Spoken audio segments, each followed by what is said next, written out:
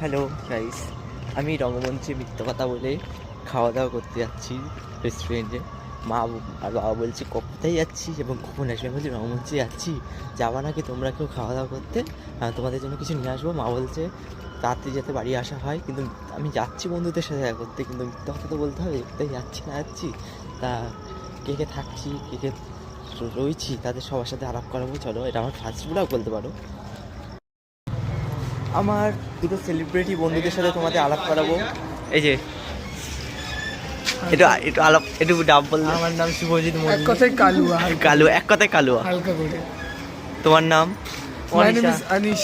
আনিশা। ঠিক আছে। আনিশা আর মান্ডার। এই চশমাটা দিয়েছে আমাকে, গিফট করেছে আমাদের দীপুদা। আমি দিয়েছি চশমাটা। আমাদের ওটা আমাকে দিয়েছিলিস, ওটা আমাকে দিয়েছিলিস, মানবো না, ওর আমার কাছে কেড়ে নিয়েছে। আমার সব বন্ধু বান্ধবরা ছিনতাই।